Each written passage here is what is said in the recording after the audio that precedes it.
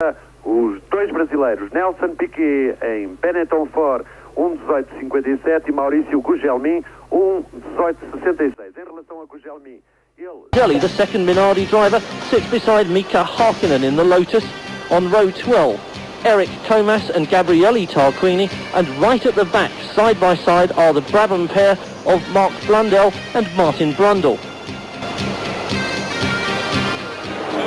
Alex Caffey, Stefan Johansson, Michele Alboretto and Julian Bailey all have failed to qualify. Those four unlucky. The footwork's among the slowest cars here, and Julian Bailey really unlucky not to qualify for this second outing.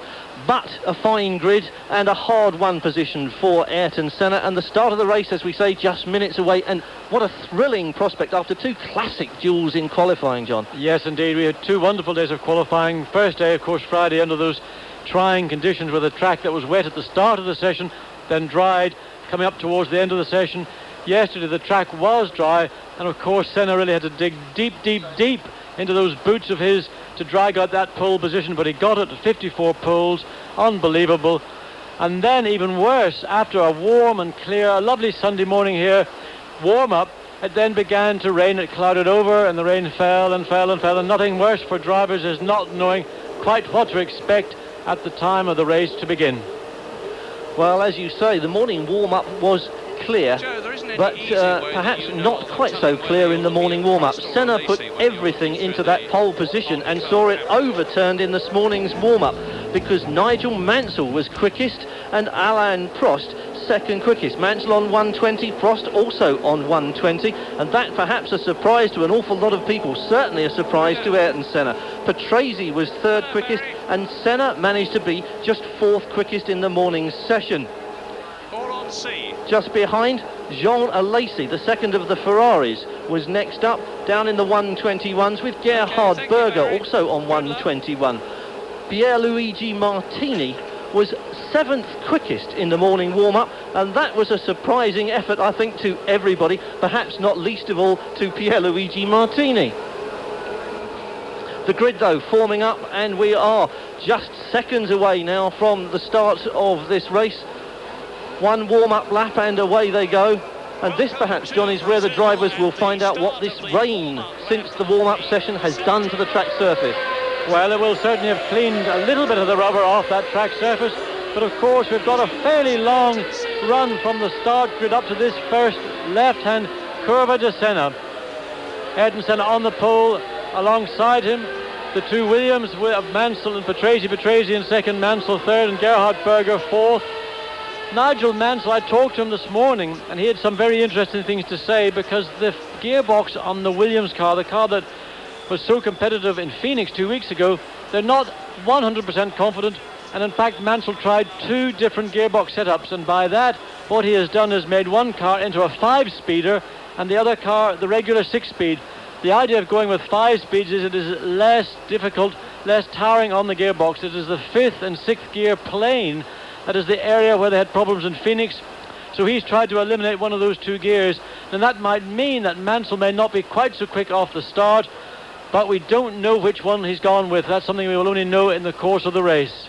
Well, Mansell certainly surprised everybody with that warm-up time. We were watching that, and you said this morning that Honda McLaren looked as if they might be under serious attack. Yes, I spoke to Ron Dennis also, and Ron was his normal calm self, not giving anything away. His quote was, "It won't be a problem," and by that I assume he means he thinks his man Ayrton Senna is going to win his first Brazilian Grand Prix. We've got 71 laps in which to find out, and I think for Senna every one of those laps is going to be as difficult as that marvellous qualifying lap he did on Saturday afternoon. Well, Ron Dennis saying it won't be a problem. Just a day ago, less than 24 hours ago, he said to us that confidence is a weakness, and we shall now see the truth of that, or otherwise, proved before our very eyes. Yes, all the cars are now almost complete this final parade lap. Here we are in car with, this is Alain Prost, we think, these in-car cameras. Senna then rolling up towards his position at the front of the grid, as we say, the 54th of his career, and that really is a truly remarkable achievement for any driver. Alongside him, though, not his arch rival Alain Prost, but another arch rival, I suppose, Nigel Mansell.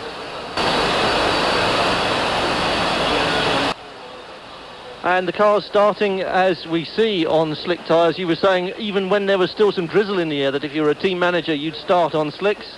Yes, because here in Brazil, although we've had very changeable weather, we've had rain, we've had this very miserly sort of rain as well, here at Interlagos, the track does dry quite quickly. The ambient temperature is quite high. So with 26 cars going round at the same time, you're going to get a dry line appearing very quickly indeed. And of course, the people that went out in wet tyres 20 minutes ago came straight back in and put on slicks. Ayrton Senna, in fact, didn't even bother with the wet tyres. He knows the place sufficiently well to know what is the right decision to make. And he is on his pole position in his home Grand Prix on slick Goodyear tyres. C compound. All the Goodyear runners are on that C compound. Well, Ayrton Senna does live here. He ought to know what the weather has in store for him. The grid virtually complete, and when it is, we'll get that 5-second board that warns the drivers at the front that the red light and then the green is imminent, and that prevents them dragging their clutches. The grandstand's coming to their feet now. Their hero is in pole position. Ayrton Senna is about to make the start of the Brazilian Grand Prix. The red light is on. There goes the green. Ayrton Senna drags it away. He makes the clean start, and he's in front of Nigel Mansell. Ayrton Senna takes the lead. And it's a great start from Ayrton Senna. The two Williams, second and third. Ferraris, we think it's Alesi, Berger. One of the Benettons diving through, Prost behind it. Everybody appearing to get through. Somebody on the grass on the outside. Oh, look at that, all over the place. So I think Emanuele Pirro in his Dallara. But in the meantime, Senna sprinted to the first corner, took the initiative. And Prost under pressure from one of the two Tyrrell Hondas. But in the meantime, Senna, dream start from Ayrton Senna. This is what he wanted. It'll be very difficult indeed for anybody. And there we see poor Tarquini in his AGS didn't get very far at all. His race finished, not even a lap completed. Well, Stefan Johansson, of course, didn't qualify, so that's the AGS weekend over and done with, almost on the green light. Yes, and of course, a lot of people are saying that the AGS may not get much further than Brazil in their Grand Prix season, under tremendous financial pressure. So a very sad start to the Brazilian Grand Prix for AGS. Senna streaks away into the lead, pursued by Nigel Mansell. I was watching the start and I saw a trail of smoke which may just have been wheel spin, but it looked as if it went on an awful long time for Gerhard Berger. Seems to have settled down now. Yes, it was one thing that for Nigel Mansell, if he was running that higher first gear in a 5-speed layout, of course, he'd really have to give it mega revs to get those wheels to spin. But Senna across the line first, Mansell second, and Mansell's taken a little bit of time out of Senna on that first lap.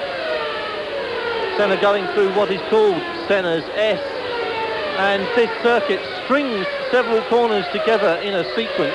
There are two long straights with plenty of overtaking opportunities and plenty of sequences which present difficulties as far as overtaking is concerned, but Senna has the measure of them from qualifying, does he not? Yes, he does, and of course leading his home Grand Prix with Nigel Mansell presently just under a second behind him, but he's able to really dictate very much the pace he wants to run at.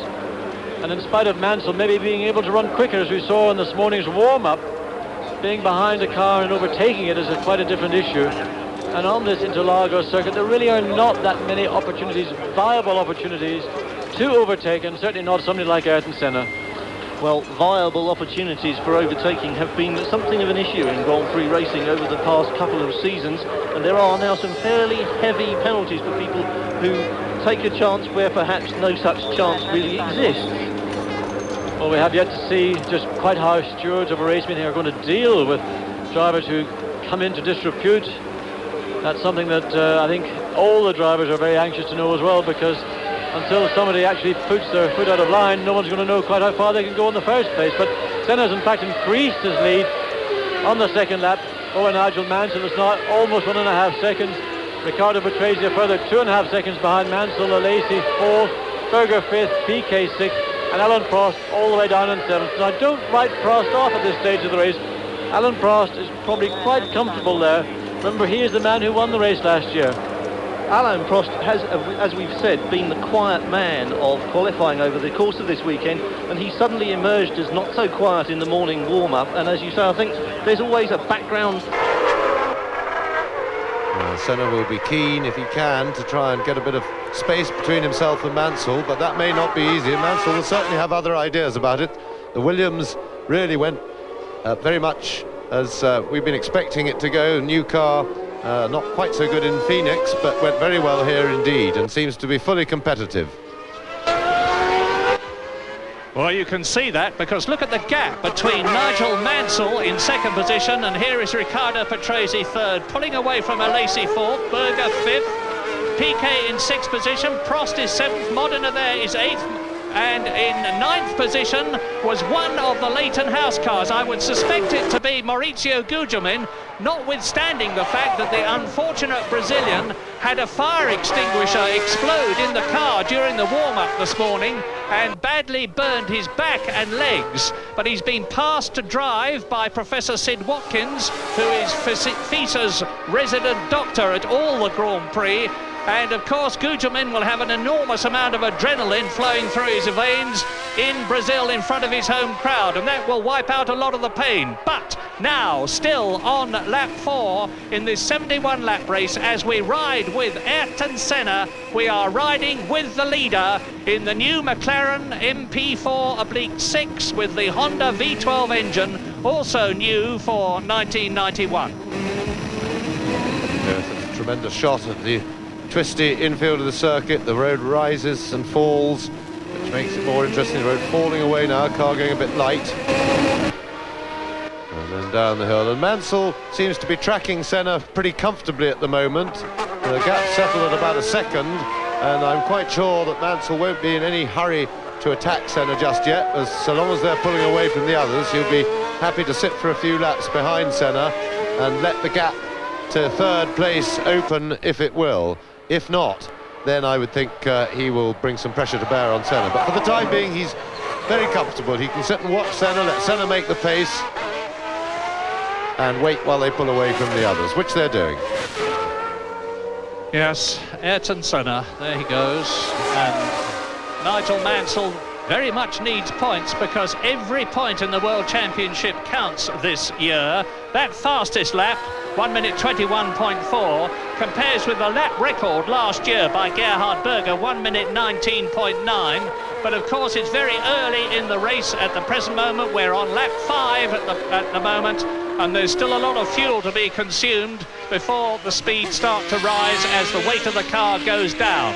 But on this 5th lap, no change at the front. Ayrton Senna, clear track in front of him.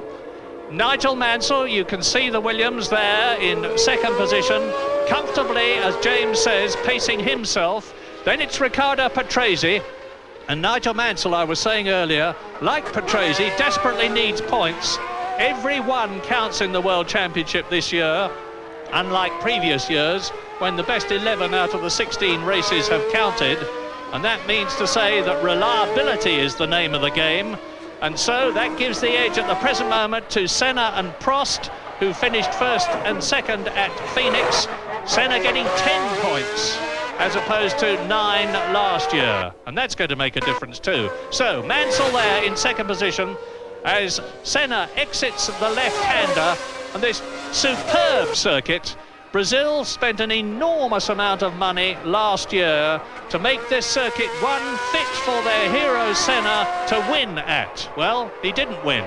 Last year he was in this sort of situation, leading, but leading even more comfortably, when he came up to lap the Japanese driver Satoru Nakajima in the Tyrrell.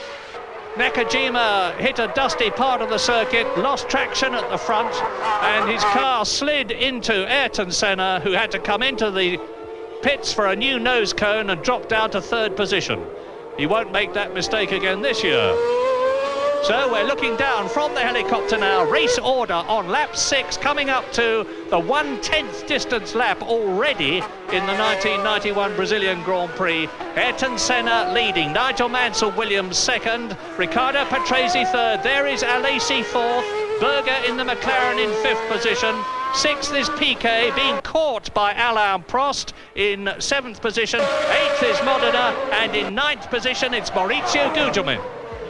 Yes, and I think Prost will now will have played himself in as he likes to, got his tyres scrubbed in nicely, looked after them, not heated them, and he's beginning to pressure Nelson Piquet, and I'm sure he'll be looking for a way round Piquet fairly soon, because the leaders are beginning to get away, Senna and Mansell, and Senna has opened up a little bit more space on Mansell than he's had before, but we'll have to watch him for a few more laps to see whether that's Senna's trying to actually edging away from Mansell, or Mansell just taking it easy and comfortably.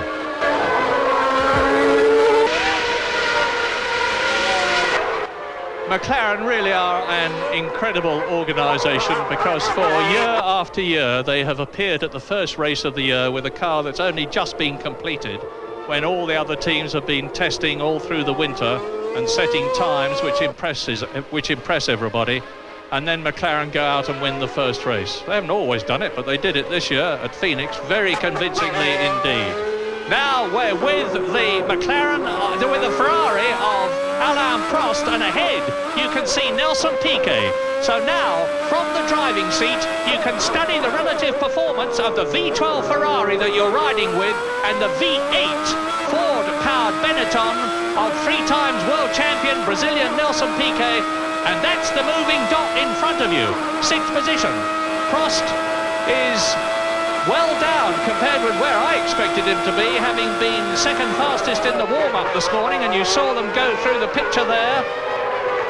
And here's the McLaren. It's the McLaren of Gerhard Berger. Still not completely happy. We talked about this at Phoenix, but Gerhard Berger, who had a great deal of discomfort in last year's car, has got some discomfort in this year's car because his feet don't fit. Yes, but in fact McLaren have done a fair bit of work on the pedals after Phoenix, making new pedals for Berger to try and get them in, and he's still trying to get comfier. In the meantime, Senna leads. Prost is certainly starting to look, and here we are again, riding with Alain Prost. That's Piquet's Benetton ahead, and certainly the Ford engine seems to be getting him away out of the corners very effectively indeed. Of course, you have to remember that it looks rather greater the advantage than it really is. First of all, our camera on the car tends to foreshorten the picture a bit, so it exaggerates the length of the shot. But the other thing is, most importantly, these cars have so much acceleration, so much power. The driver in front must inevitably put the power on first, otherwise the man behind hits him up the back. And that means that he gets the drop on you. But Prost is closer now than he's been at any other stage in the race, and he'll be looking to go through the complex here and try and get a tow and challenge Piquet on the main straight, which they're about to come onto. Now, Prost needs to be closer than he is to have a go on the straight. Not close enough this time. He may be better to try and do him on the uphill straight past the pits and into turn 1. Well, he's got half a lap now of the twisty section to try and get right onto Nelson Piquet's gearbox, but of course that is made more difficult by the aerodynamic, or by the turbulence of the air in front, created by Piquet's car. The closer you get to the car in front, the less grip you have, because you're running in a partial vacuum, so your own aerodynamic surfaces don't work properly, and you see the problem here for Prost. Now he needs really to get within a couple of car lengths as they start the uphill climb onto the main straight. So now shooting down the hill and then sharply onto the brakes, and this is the left-hander onto the main straight. Now Prost closer this time than before, as we look at Senna now going through turns 1 and 2, and we really want to see Prost and Piquet on the straight. Mansell still holding on, dropped back a little bit, but looking relatively comfortable. He's 2.5 seconds now behind Senna. And if he's going to stay with Senna, he won't want that gap to get any bigger, and he'll need to settle down now and try and stay. Senna is obviously, at this stage, driving at absolute 10/10ths because he's trying to break Mansell. He wants to demoralise him and keep that gap just growing a little bit. He needs the cushion.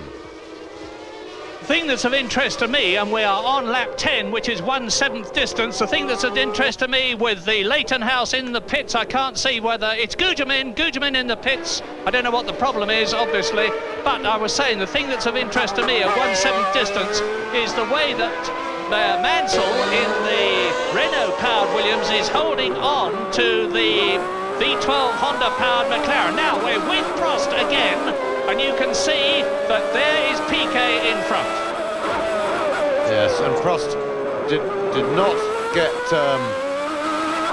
we've just seen that was Gugelmin in the pits, and obviously the burns from the fire extinguisher problem this morning were too great because he had to be lifted out of the car, and that looked like a retirement through malfunction of the driver, but of course malfunction through injury, and that'll be a great disappointment to Maurizio Gugelmin, obviously keen to do well in front of his home crowd, and that's a very unlucky way to be put out of the race. Now, está mais perto de Patrese, está sensivelmente à mesma distância.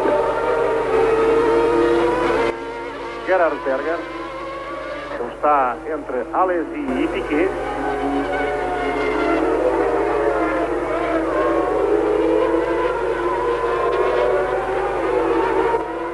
Ferrari número 28.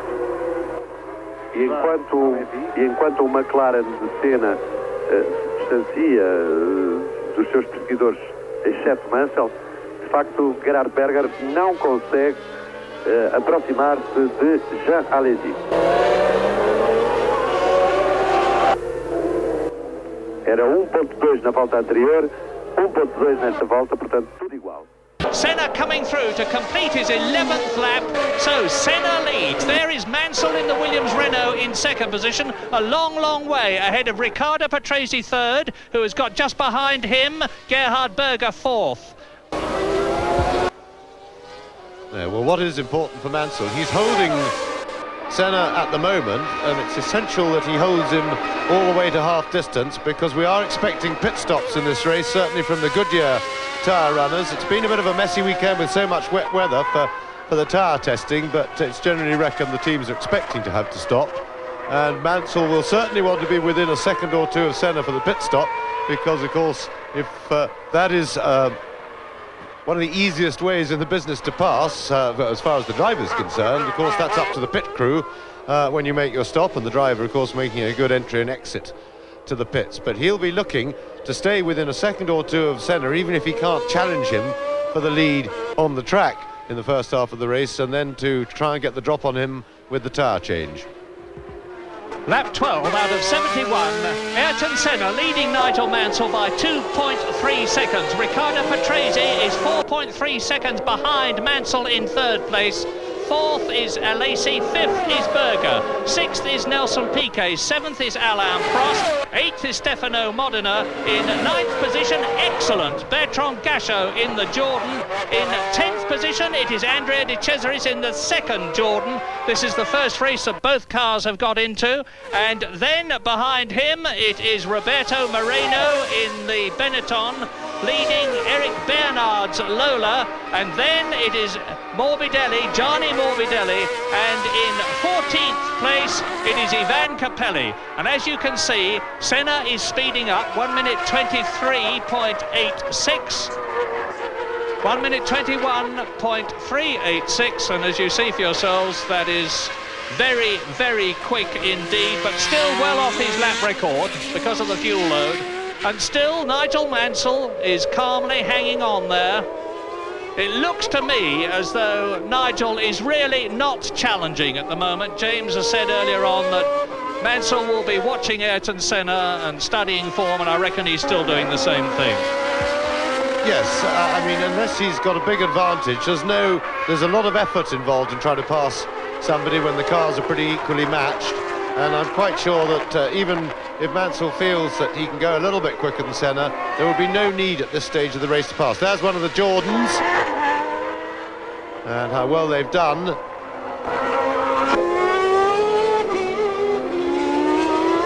It's Bertrand Gachot on the right, the Belgian in the Ford-powered Jordan. And behind him you can see it is Roberto Moreno, the Brazilian. There's a lot of Brazilians in this race, of course. Moreno, Ayrton Senna, Nelson Piquet. Maurizio Gugelmin started it, but sadly has had to retire because of those fire extinguisher burns. Gabriele Tarquini is out of the Brazilian Grand Prix. Aguri Suzuki didn't even start. You remember he was wheeled away from the grid and has not started the race. And now Senna is coming up to start to lap people. It's one, and that's Nakajima out. Satoru Nakajima out. You can see the Japanese there. He's obviously not at all happy. He's saying, no, don't bother, I'm out of the race. While he's not allowed to be push-started. And Ayrton Senna has lapped Martin Brundle. And by the way, Martin Brundle and Mark Blundell are both running now well down the field. They are last and last but one at the present moment. But it's early days yet. They're looking forward, like several other teams, notably the Footwork X-Arrows team, for their new cars, which they're going to have at San Marino. Senna comes through to complete lap 14. And Mansell is coming up now.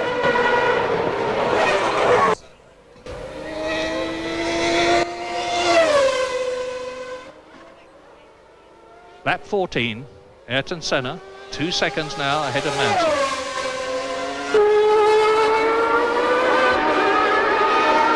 Yes, and Mansell, 2 seconds is a very comfortable distance to sit behind another driver.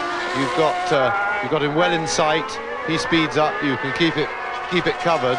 And really, as I was saying earlier, the physical effort of getting close behind Senna and trying to line up an overtaking manoeuvre at this stage of the race is really counterproductive from Mansell's point of view, and I'm sure that he's happy just to hold the gap, hold close to Senna and stay there at this stage, so conserve his strength for the second half of the race when the real fighting will start.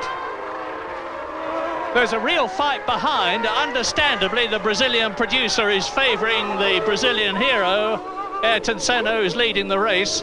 But Alain Prost is again right up with Nelson Piquet, who is in 6th position. So Prost 7th, Piquet 6th. In 5th position, it's Gerhard Berger. 4th is Alesi. 3rd and 2nd are the two Williams. And of course, Ayrton Senna is still leading the Brazilian Grand Prix on lap 15 out of 71. No signs of the rain that we had feared might come. There is cloud overhead and heavy cloud at that, but hopefully the rain is going to hold off. And Senna has now lapped Mark Blundell in the second of the Brabham Yamahas. And you can see sparks striking. The ride height here of the cars in Brazil is, as it was at Phoenix, very low indeed, in order to enable the aerodynamics of the car really to work. Well, Mansell has reduced that lead from 2.3 to 1.9. Not all that significant, but just look how much Senna and Mansell are ahead of Riccardo Patrese, who went so well at Phoenix and went so well in practice here at Interlagos.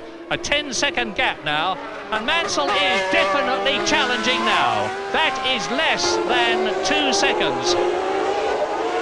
Yes, he's a little bit closer, but I think the lead will vary now because they're in amongst the traffic. Back markers interfering. Sometimes the driver behind gains a bit, sometimes he loses a bit. But I'm sure Mansell will keep relaxed for the time being and try and make his move when they go for the tyre stops. The lead down to 1.3 seconds now, but that Senna lost a little bit in the traffic.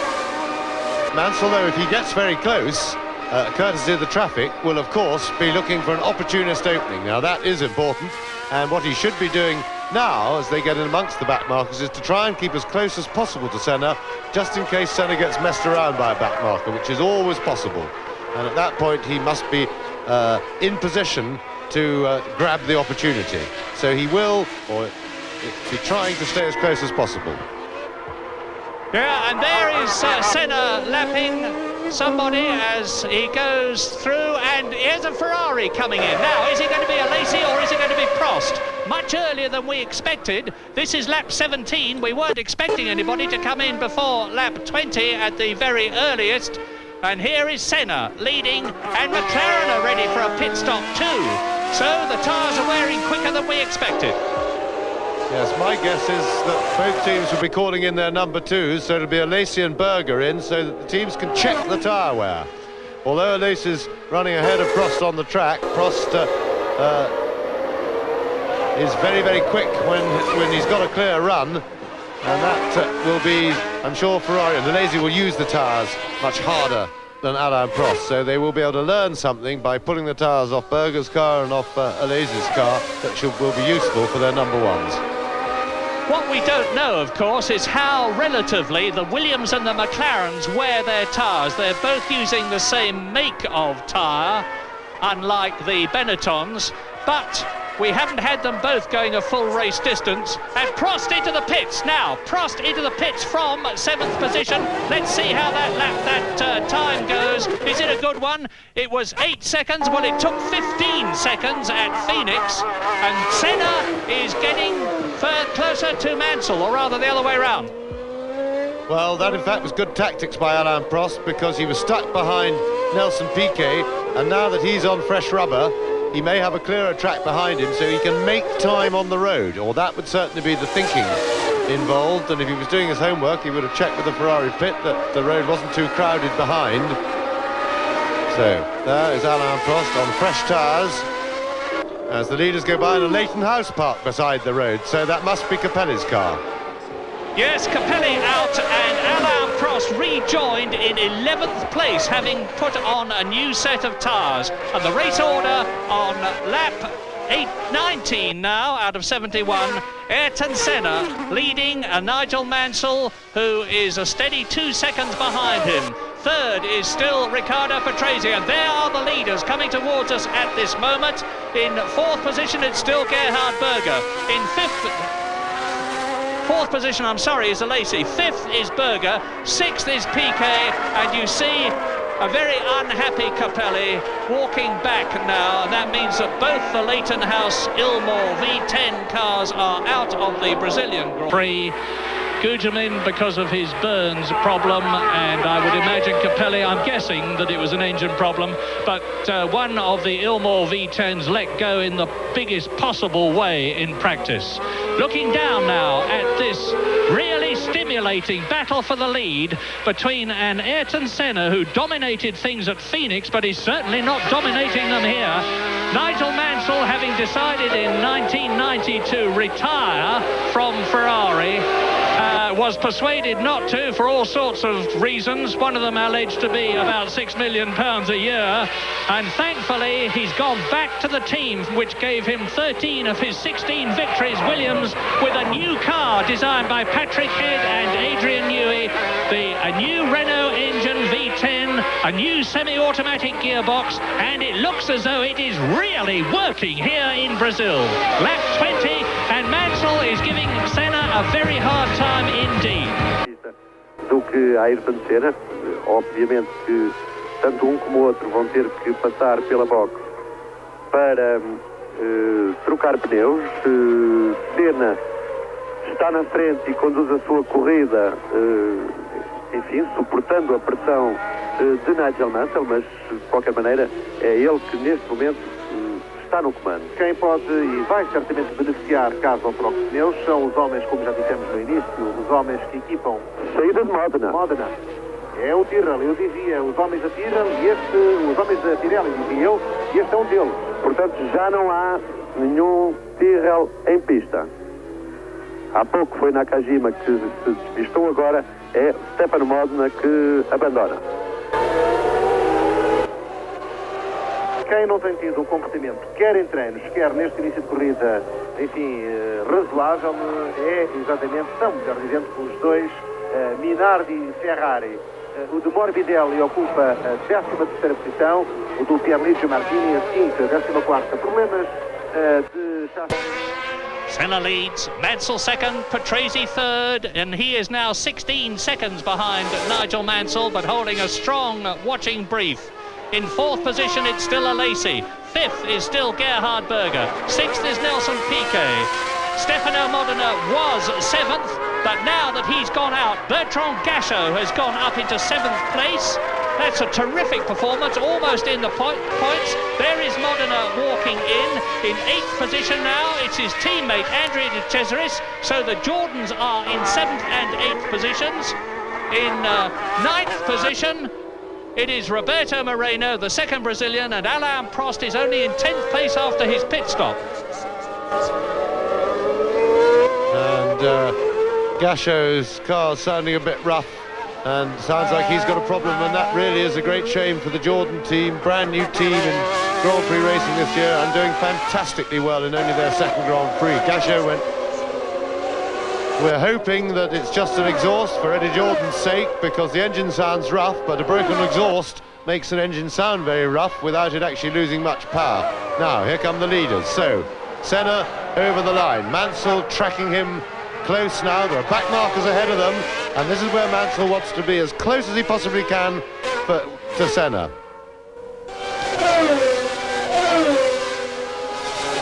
Onto the straight. Two back markers ahead. That will be worrying Ayrton Senna. It's worrying when you've got the lead of a Grand Prix and somebody's quite close behind you, pressurising you. You see two back markers ahead, and that is a crisis moment. Senna will be trying to time his arrival on them on the straight, and he's diving inside, and he was spotted. But we didn't see whether Nigel Mansell got through. No, yes, he has, and he's not only got through, but it looks to me as though he's gained a bit of time in the process. He's even closer to Ayrton Senna on lap 22. It was one of the Ligiers that they have lapped, either Thierry Boutsen or Eric Comas.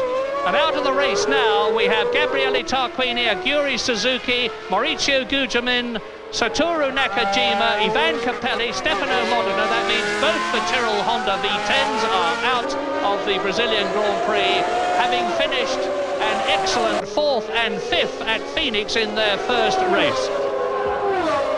Senna will be very keen to get past the slower car before he has to turn into the twisty one at the top of the circuit, but he doesn't make it, and he might just be held up a little, and this could be a chance for Mansell. Mansell has dropped back a little bit. He's not quite as close as he ought to be for this situation. Well, they get through cleanly, and Senna's got a clear run down the straight, and he'll get past on the straight. That is Boutsen, so the other one was Comas. So Senna has now lapped both the Ligiers. First of all, Eric Comas, then Thierry Boutsen, who has won 3 Grand Prix in his career, including Hungary last year for Williams, but made a career move which he did not want to make by having to go to Ligier for 1991 after he'd been fired by Williams. And he's now been lapped by both the leaders, and you can see them. Ayrton Senna, the winner of 27 Grand Prix, his 27th at Phoenix to equal Jackie Stewart's record. Only one driver has won more Grand Prix than Stewart and Senna now, and that of course is Alain Prost, who's won 44. We are on lap 23, and behind Nigel Mansell it is still Riccardo Patrese. So both the Williams in the top 3. It's still Jean Alesi who is in 4th position, Gerhard Berger 5th, Nelson Piquet 6th. Prost is now up to 7th place, having rejoined after his tyre stop in 11th position. 8th is Gachot, and in 9th position it is Roberto Moreno. In 10th position it is Eric Bernard, and in 11th and 12th places Gianni Morbidelli and Pierluigi Martini in the V12 Ferrari-powered Minardis. That's the first 12. We're on lap 24, there's a long way to go yet. And don't forget that if things go the way the tyre technicians are expecting them to go, both Ayrton Senna and Nigel Mansell should be in for a tyre stop fairly soon. You can see how close they are. Prost, of course, has made his move, come in for tyres early. Good tactical move. And that gives you a perfect idea of what the 2.7-mile Interlagos circuit near Sao Paulo looks like. And it shows you where Riccardo Patrese, the white dot, is in relation to Mansell. Don't get too excited about the way the yellow and green dots close up and pull away from each other. There's somebody having to follow them on a computer. Now, through they go again. And it's, well, it's half a second now. Nigel Mansell smokes the left tyre as it momentarily stops. Yeah, just grabbed the left front brake there. There's a bit of banking as they turn into that corner, which makes the left-hand side of the car go light. And on the straight, then you can see that the cars are very, very evenly matched in performance, and with these slow corners and slow corner onto the main straight. The lead car gets the jump on acceleration, and really overtaking is going to be very difficult indeed in a straight fight, and extremely defendable from Senna's point of view with the powerful Honda V12 behind him. So Mansell, who closes right up in the hairpins, and he keeps doing that every lap, and then as we see when they get out onto the main straight, they go through that uphill left-hander, and at that point Senna gets the power on first, and even when Mansell's very close, he pulls a big lead. Now we're coming under braking now. This is the start of the left-hander onto the main uphill straight past the start-finish line. Senna's got that little bit of space, and Mansell won't get close to him even as they get up to speed, and he starts picking up a toe from the hole in the air made by the McLaren. And Mansell into the pits. Mansell has gone into the pits for tyres. Now that's interesting. Now this is vital. The Williams, if they can be really quick, that could put Mansell out in the lead when Senna's made his stop. Now let's have a look.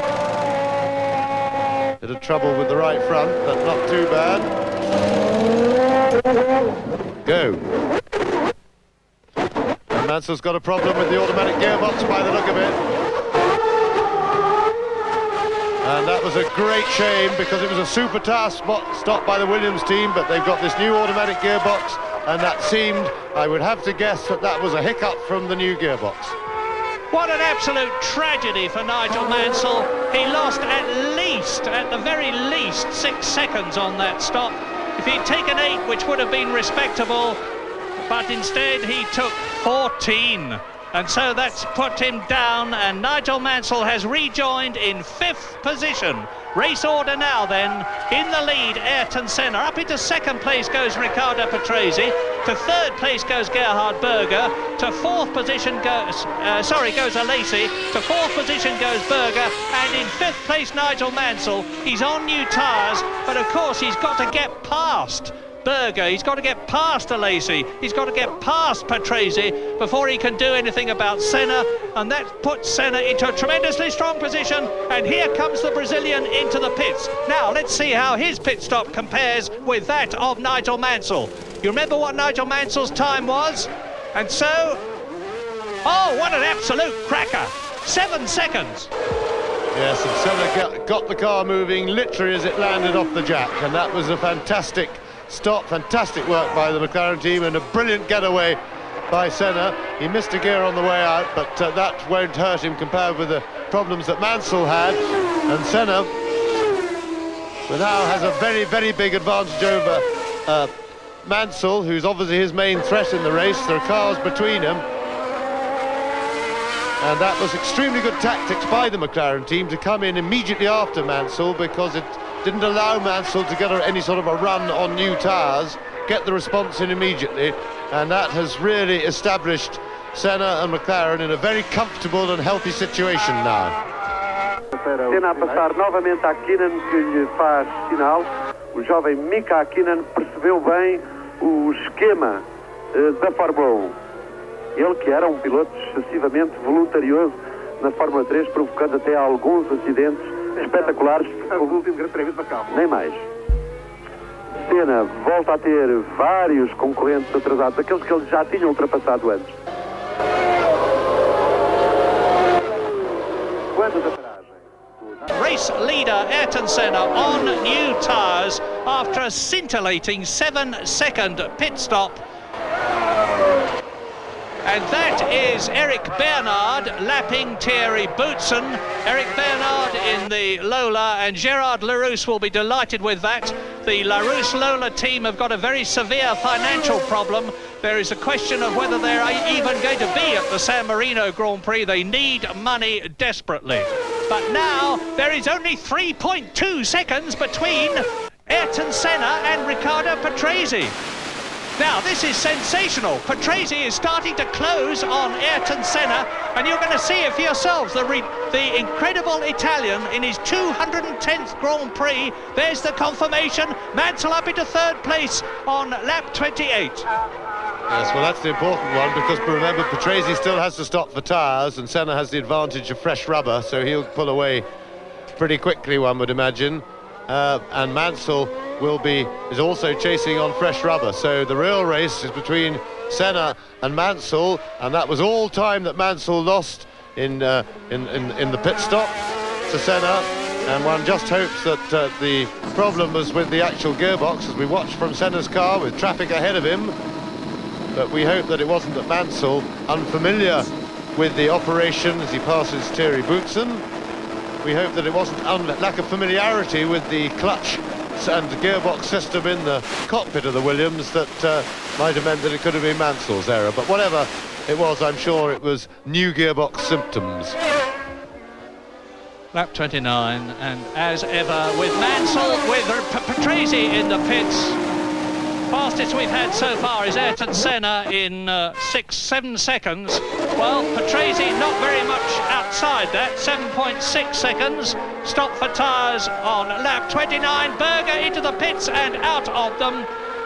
And now all the leading runners with Alesi into the pits. You can't see him, but Alesi is in the pits. So that means all the front runners now have got new tyres. Yes, and as we would suppose, with fresh rubber on, Mansell new fastest lap for Nigel Mansell. And Mansell now second behind Senna, and this is the race to watch. Can Mansell start to chip away at that 8-second gap that he had to Senna when they both had settled down after their pit stop? Well, Senna, of course, in a tremendously strong position. I've said many times in the past that a lot of dialogue goes on between the drivers and the pits, and there'll be a lot going on between Senna now and his pit team manager, his race engineer, telling him where he is in relation to Nigel Mansell, who is back again into second position, having lost some 6 seconds, which could make all the difference at the end of the Brazilian Grand Prix.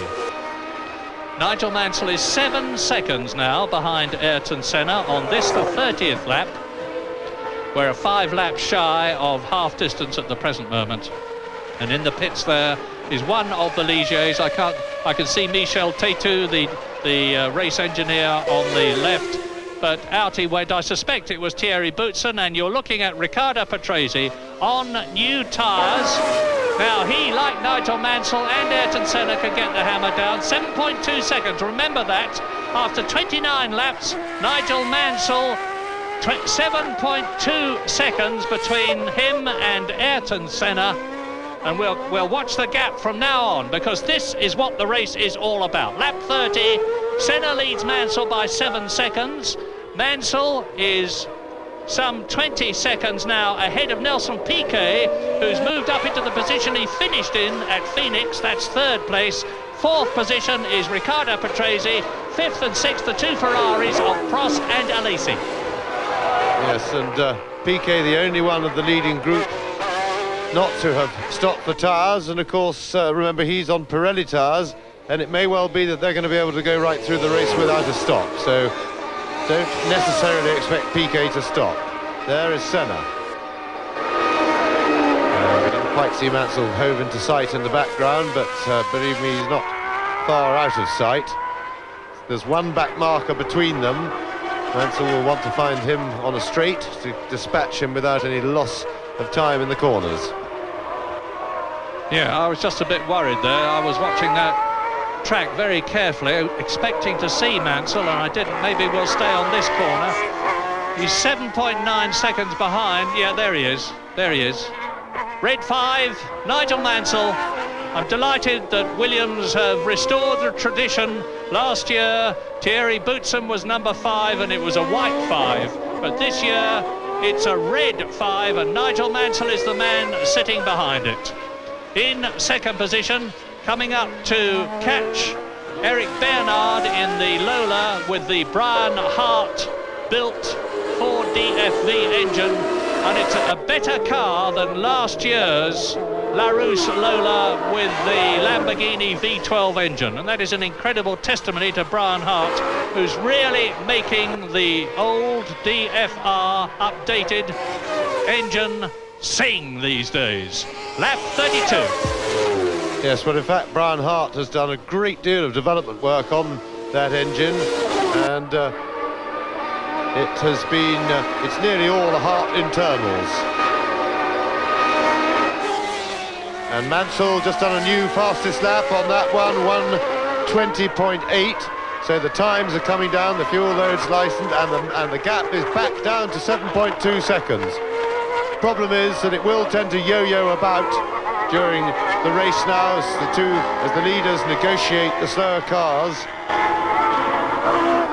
But it looks as if Mansell is putting in his effort now, and now is when he's got to do it. If he's going to catch Senna, he's got to start chipping that lead down right now, because catching him will be rather less than half of the problem of trying to win this race or to beat Senna, because the cars are evenly matched. The circuit is not conducive to passing easily, and it will be a big problem for Mansell, even if he can get on Senna's tail, to actually get past him.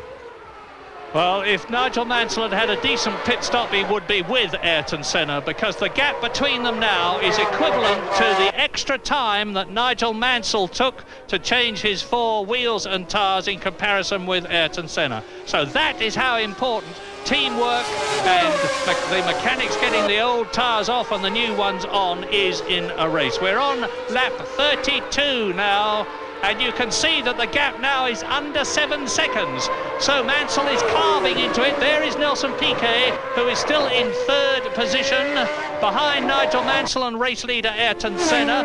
4th is still Riccardo Patrese. In 5th and 6th positions, it's still the 2 Ferraris, of the disappointing Ferraris, one must say, of Alain Prost and Jean Alesi. I say disappointing because Prost, who was pretty unhappy with the way his car went at the twisty street circuit at Phoenix, said, "I'm looking forward to Brazil because the faster, more open, swinging circuit there will suit the Ferrari better than Phoenix." Well, if 5th and 6th is his idea of suiting, I'm sure he won't be too pleased at the present moment. But in 7th position now, it's Gerhard Berger after his tyre stop.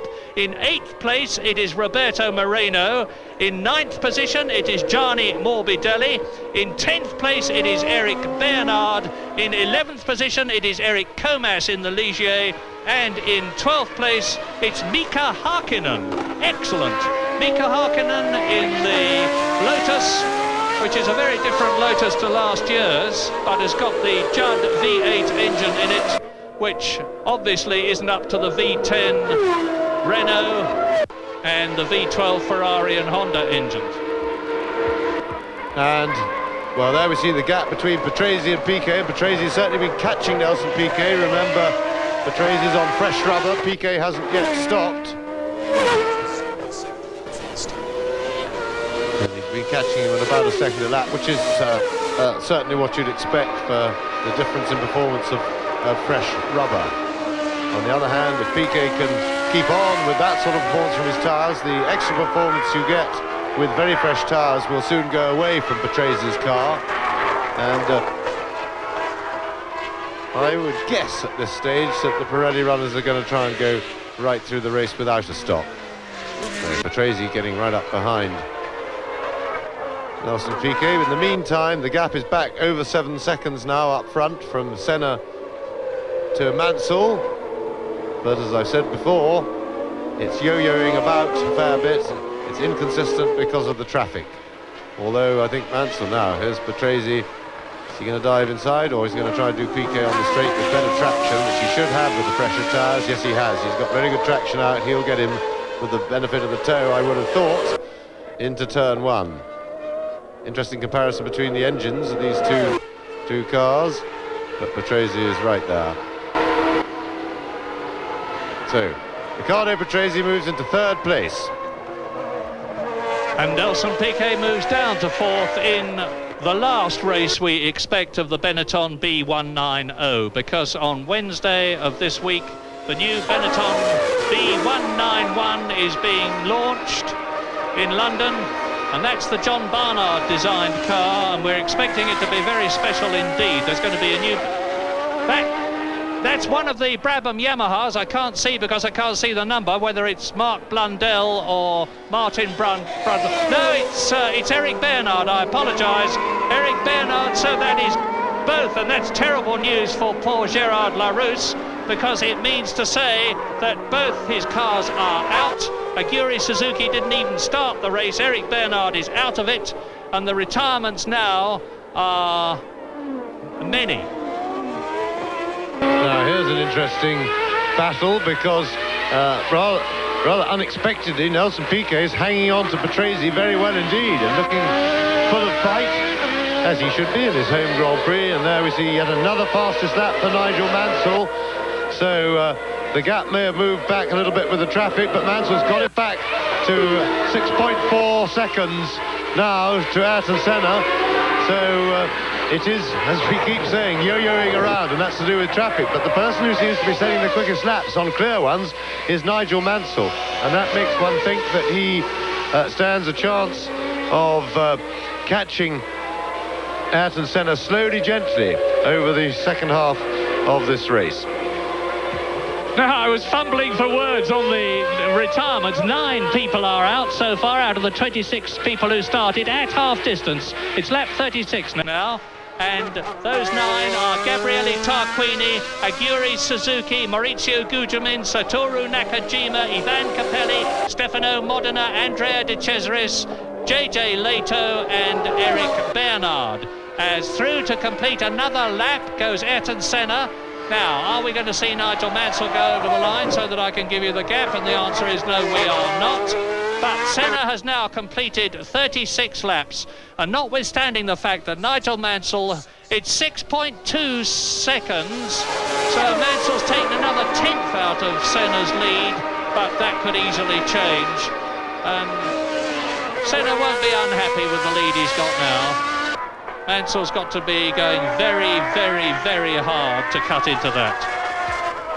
Yes, but I think we'll get a look at the genuine situation between the two cars for a couple of laps, because I think we've got a clear road between them and there's nothing much in front of Senna, so they may get 3 or 4 laps now where they're not molested by any traffic. And if that's the case, we will see really if Nigel Mansell is able to close the gap on Ayrton Senna.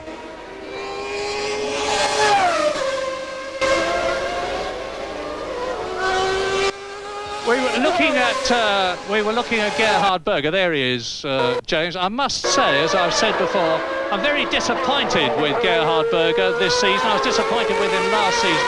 He seems to me to be completely outpsyched by Ayrton Senna. I mean, it's significant that Ayrton Senna is commandingly leading this race, and in an identical car, the best Berger can do at the moment is 7th place. Yes, but one thing we don't know is how comfortable his feet are, because if he's still got the problems he had in Phoenix, you cannot judge a man's driving until he's properly comfortable. It's just not possible. Now, I don't know whether they managed to get Berger's feet right this weekend, but no, I think Berger's performance last year, although he didn't get the results, he didn't get the finishes he wanted, and that was disappointing. He played a tremendous supporting role for Ayrton Senna, and certainly the McLaren team were very, very happy indeed with the job that he did. And it's a little bit early to say this year, but certainly, and but I mean, we didn't expect Berger to be as quick as Senna, and that he duly hasn't been. He is not, you know, really, he's a top driver, but he's not in the same class as Senna, Prost and Mansell, for example. And talking of Nigel Mansell, down has come Ayrton Senna's lead to under 6 seconds now, 5.7 to be exact, at the end of lap 37. We're on lap 38 out of 71 now, as we watch Gerhard Berger in 7th position. In front of him, in front of Gerhard Berger, who is 6th, I apologise, because down to 7th position has gone Jean Alesi.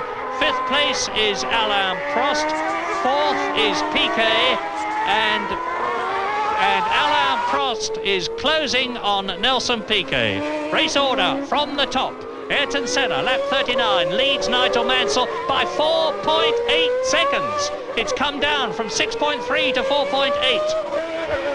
And it's coming down so fast now that one begins to think that possibly there's some problem for Ayrton Senna, because they've had a clear run, and Mansell's pulled a second lap off him on each of the last 2 laps. Now, which Ferrari is this? We need to see the driver's helmet, and it's into the pits. Well, we'll soon see. see, because there'll be an external shot. It's the second time the car is stopped. It's Alain Prost. Alain Prost's second stop. Now, 5.9 seconds. Well, Prost obviously unhappy with his tyres. He stopped on lap 39, and he stopped previously on lap 18. So his tyres have only lasted about 19 laps. Now, there is Senna. Where is Mansell? The gap is through now. We're waiting for Senna to come through. Here he is now. Let me see the line, please, Mr. Producer. And the gap was 4.7 seconds. 4.3 seconds. So Mansell is continuing to carve into that lead, and if he goes on the way he is going, there's still enough laps left for him to close up. Now you can see the gap visually. This is lap 40, 71 lap race. Nigel Mansell has really got the bit between his teeth. Yes, and I don't see another car immediately ahead of Senna, so they're still getting some clear laps. And so far, with the clear laps, Mansell has shown quite a noticeable speed advantage over Ayrton Senna. He's been able to catch him surprisingly quickly. Does this mean that Senna's got a problem? The bugbear of McLaren's last year was gearbox, and that has been, if any weakness they had, their slight weakness, and they had a bit of gearbox trouble, I believe, in Phoenix. And that sort of slowing down by Senna makes one think that maybe he's lost a gear, or he's having a little bit of trouble with the gearbox. Now, the last thing I would ever accuse the McLaren team of is being smug. But certainly after Phoenix, when their new car had made such a fabulous entrance to Grand Prix racing by blowing everybody into the weeds, they were extremely confident. And Senna said, just wait until Brazil when we've got the car set up properly. Well, Williams seem to be doing even better. And now the gap just over 3 seconds, 3.2 seconds. One back marker between. It's one of the Ligiers. And when they were lap before, both Ligier drivers behaved extremely well, made space for the leaders. So Mansell will certainly be hoping for that, and we reckon that is Boutsen. And certainly with his level of experience, one would expect him to see the quick men coming and get well out of the way. Now, Mansell has got Boutsen right in front of him. I think I'm willing to be corrected, but it looks to me like Mika Hakkinen in the Lotus. We'll soon see, because Ayrton Senna is on him, and in 5 laps, Nigel Mansell has halved the gap. It is Mika Hakkinen that he's catching, and about to lap. Now, Ayrton Senna in the V12 Honda-powered McLaren is fairly gobbling up the distance between himself and the youngest man in the race, 22-year-old Mika Hakkinen in only his second Grand Prix. But as they go across the line, now there is Senna. And once again, I haven't seen Mansell, but I'll have the gap in just a second. It was at 3.2 seconds. And Senna is closing all the time on Mika Hakkinen. Lap 42, Senna leads, Mansell second, Patrese third. And you can see, there is Nigel Mansell. It's 3.1, or was, but it's now come down. I've got no doubt about that. But if Mika Hakkinen lets Mansell through cleanly, it will have been a big help to the Englishman. That's right. And well, I don't think Senna's got, if he has got a problem, it's not much of one, because he's now responding to Mansell's challenge. And Mansell will be praying that every slower car he sees him and makes the due arrangements. Well, that is Nelson Piquet that Senna is catching now, and Piquet is in 4th position. So Ayrton Senna has lapped everybody up to his Brazilian compatriot, 3 times world champion. That shows you how quickly the McLaren is going. It shows you too how quickly Nigel Mansell is going. Race order lap 42. Ayrton Senna leading Mansell by 3.1 seconds at the end of lap 41.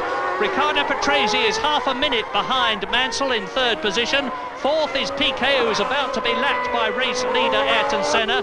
Fifth is Berger, sixth is Alesi, seventh is Prost, eighth is Roberto Moreno, and the gap now is under 3 seconds. 2.9 seconds between Nigel Mansell second and Ayrton Senna in the lead. Those are the race numbers at the bottom.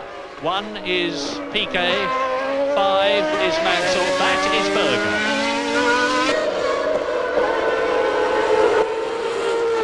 Well, there's a big crowd here, as you would expect in Brazil, particularly as Sao Paulo is Ayrton Senna's hometown. Piquet.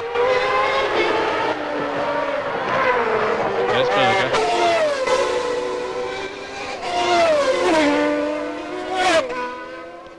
And it's Gerhard Berger now, catching Nelson Piquet as into the pits comes Alesi. Now this is very significant. Both the Ferraris have had 2 tyre stops. Jean Alesi came in on lap 29, 6.46 seconds. That is an excellent stop on lap 43, and that's his second stop, and he rejoins in 8th position with Ayrton Senna still leading Mansell and Patrese third. Piquet fourth, being caught by Berger in 5th position. Down to 8th position goes Alesi, and that means up to 6th position comes Alain Prost, ahead of 7th place Roberto Moreno. Este novo Williams Renault parece carro bem nascido. Que, aliás, as declarações prestadas quer pelo Nigel Mansell, quer pelo próprio Riccardo Patrese, tem satisfeito os pilotos, bom comportamento de chassi e uma melhor resposta neste início de época por parte do motor da Renault. Aliás, os técnicos franceses têm feito trabalho bastante aturado, têm desenvolvido bastante o seu V10, já há 5 versões, 5 evoluções, digamos assim, do motor original, e cá está outra vez Berger atrás de Nelson Piquet. Estão colados, a diferença era de 3 décimos de segundo na volta anterior, na 43ª. Mas eu não sei como é que o Nelson consegue manter este ritmo com pneus que já têm em cima 44 voltas. Bom, eu também é conseguido. Closing, and here we see from the cockpit of Berger's McLaren, we get a good, tremendous view of the back of Nelson Piquet's car. Oops, strange interference, but there they are from outside. And let's see if Berger, now as they go downhill left-hander, then hard onto the brakes for the slow left-hander onto the main straight, can Berger outpower into McLaren? He's perfectly positioned to get a good run at Piquet up the hill. Let's see if the V12 Honda, combined with the hole in the air that Piquet's making, can carry Berger past him. It's going to be a fight under braking. Berger's going for the inside, and he's there. He's got the inside. He can now dictate the corner. Classic overtaking manoeuvre, but Piquet's not giving up easily. Berger now you see Berger there, very clever. He let the car run a little bit wide out of the left-hand bit there to push Piquet offline, and that was quite legitimate. Piquet knew it and expected it and tucked in quite happily behind Berger. It was not a position he was going to hold for very long. Remember, he's on old rubber. He just hasn't quite got the traction now, but it would appear that they've made the decision to go through the race on the one set. Yes, I maligned the unfortunate Nelson Piquet in saying that Senna was coming up to lap him. It was Gerhard Berger who was coming up to pass him, and he's proved it back. And here is a replay of Gerhard Berger with Nelson Piquet fighting on the outside of the corner, hoping to get through on the second part of that corner, which is the right-hand exit. But, as James pointed out, Gerhard Berger blocked the exit and Nelson Piquet had to drop back. 5th position ahead of Alain Prost. So now up front, Ayrton Senna has got the gap to Mansell to over 4 seconds for the first time for quite a while. And it is bouncing around, courtesy of the traffic. But as I said a while back, if Mansell is going to make his mark in this race, or get in a position to fight properly for the lead, he's going to have to get on to Senna's tail in the next half a dozen, well, next 10 laps, because it'll take him a while to both work out and find a way around Senna at the end of the race. Now, plenty of traffic around. And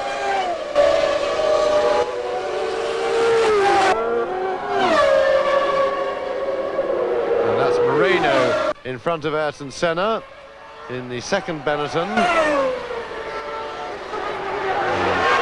Senna gets past him without any delay or any problem, and he's got a few cars between himself and Mansell now, so this is a worrying time for Nigel Mansell.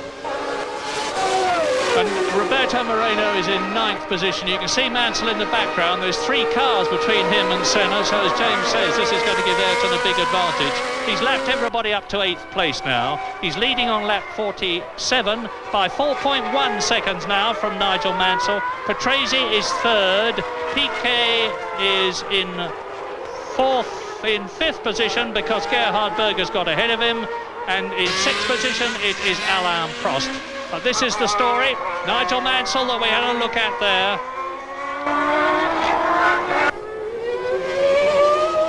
Now you'll see Senna go across the picture right to left. There he was. And it looks like considerably more than 4.1 seconds now. Senna, as ever, is working the traffic. As into the pits at last comes Nelson Piquet. He's had to give up. That's lap 47. And that's a good stop by the Benetton mechanics, as they're not used to making a tyre stop now. 6.8 seconds. That's the third quickest one we've had. The Ferrari mechanics got Prost out in an amazing 5.9. They got Alesi out in 6.4. And the Benetton mechanics have got Piquet out in 6.8, which, as I was saying, considering they're not used to tyre stops on account of the fact that Piquet and Moreno normally go straight through, is an excellent effort. Yes, and the result of having all that traffic to pass has meant that Nigel Mansell has now fallen to just on 6 seconds behind Ayrton Senna. Looking ahead, I think he's got a clear road in with which to chase Senna, maybe 1 car between them. Now, Nelson Piquet's tyre stop then really was a tremendous effort by the Benetton team. They turned the car around very quickly, but it was disastrous timing, because that's the worst way to use 2 sets of tyres, unless they put Piquet on a very soft compound to try and run him in a sprint to the end of the race, but I doubt whether they do that, and that would be certainly guessing if they did that, because of this, all the rain we've had in practice. It's not possible for anybody to really know very accurately how compounds are going to behave, but you see, to get the equal good use out of 2 sets of tyres, you really want to be stopping soon after 1/3 distance in the race, well before half distance, because of course the car is 50% heavier, more than 50% heavier when it starts the race, courtesy of the huge fuel load that they carry, and therefore the tyres get a lot more effort in that first third of the race. So stopping time is soon after 1/3 distance to get equal use of the 2 sets, and Piquet of course was well over half distance, and therefore the second set won't be able to be used as fully as the first. Lap 49 out of 71, 7.7 seconds is the gap between red 5 there, Nigel Mansell, and race leader Ayrton Senna, who as ever is working the traffic to perfection. This was the way Senna demonstrated his superiority over Alain Prost many times when they were in the McLaren team together, because Senna would dive into gaps in the traffic that the more experienced and older Prost just wouldn't countenance trying to get through. And time after time it served Senna very well. There was time after time it didn't serve him so well, of course, like Hungary last year when he collided with Nannini but then went on, and Brazil last year here at the Interlagos circuit when he hit Nakajima, lost the lead and the race, and finished in 3rd place as a result of it. Well, Mansell is now dropping back on Senna, and I think it's more than just the traffic, because he's been lapping slower than teammate Riccardo Patrese for the last few laps, which would suggest that he's got a problem, and it may just be that he's overcooked his tyres with the big charge he's been putting in to try and catch Senna. But there is Ayrton Senna, the gap now 8.5 seconds, and clearly Mansell has some sort of a problem. Let's hope for his sake that it's not their new gearbox again. That was the the problem in Phoenix in the first race. And with the World Championship at stake, if it's got a gearbox problem, Mansell won't be best pleased. Whoops. Pierluigi Martini in the Minardi Ferrari, and it looks to me as though he's beached it, by which I mean the very low bottom of the car is riding over the high curb, and that means to say his rear wheels are off the ground. And if he's pushed off or dragged off, well, he's out of the race now. Pierluigi Martini joins the retirements, because if he has a push start, he is out of the race, and that makes 11 cars and drivers out of the race on this, the 50th lap. Tarquini, Suzuki, Gugelmin, Nakajima, Capelli, Modena, De Cesaris, Leto, Bernard, Mark Blundell, and now Pierluigi Martini. As you look at race leader Ayrton Senna, who is consolidating his advantage over Nigel Mansell, who may have a problem, we don't know for sure. But from the way Senna is pulling away, it's now 8.5 seconds. It looks like it. Into the pits comes Mansell. That was the problem, obviously. Now, how is this going to compare? Nigel Mansell in for his second set of tyres on lap 51. And, it's another bodge stop. 9.5 seconds. The mechanic at the front got the jack caught underneath the car as Nigel Mansell accelerated away. But it was better than the first stop, if scant consolation. But Senna's stop was 7 seconds. He's still in second place, Nigel Mansell. Senna's tyre stop on lap 27 was 7 seconds. Mansell's tyre stop the previous lap was 14 seconds. So Senna gained 7 seconds there. And Mansell's just stopped in 9.5, which gave Senna another 2-second advantage. Quite apart from the fact, of course, that Mansell's lost time on the slowing down and speeding up. But he's still in second place. Now, Patrese was 30 seconds behind in third position, so he'll obviously be a lot closer to Nigel Mansell. And now I think Ayrton Senna will have the cushion that he wants. I wonder whether he too will have to come in for a second set of tyres, as Mansell and both the Ferraris have. Yes, well, Senna now really has the luxury of not having to, because he's got a big enough lead, even if he loses a fair bit of performance in the tyres. And there's Moreno in the pits for his tyre stop, and it would appear that the Pirelli runners have really caught themselves out with too late a decision to change tyres. But Senna will, I'm sure, have the luxury of not having to change tyres, even if his tyres are going off in terms of performance, because Mansell is some 35 seconds adrift. And there it is, 34.8 seconds on the caption, and certainly he's got no chance of catching him, Senna, now, unless Senna has a problem.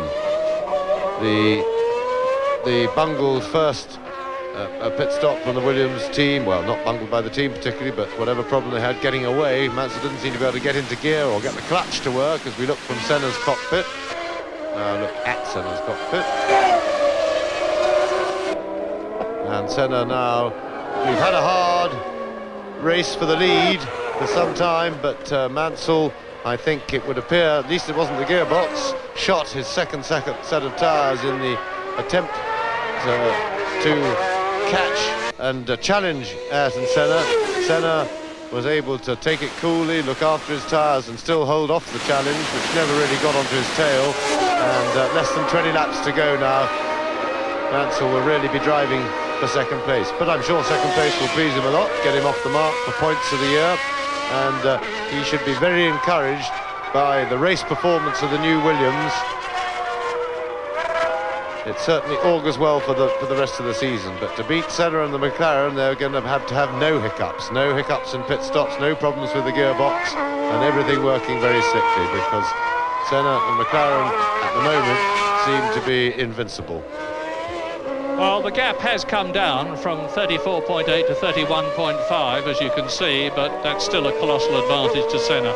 And so while we're watching the new McLaren Honda V12 powered MP4/6, let's give some credit to the people responsible for it. First of all, of course, to Ron Dennis, who so capably heads up the whole McLaren International organisation. To Neil Oakley, who, although Ron Dennis will say the car is designed by a team, as it is, and that's one of the Ligiers out. It's Eric Comas out of the race.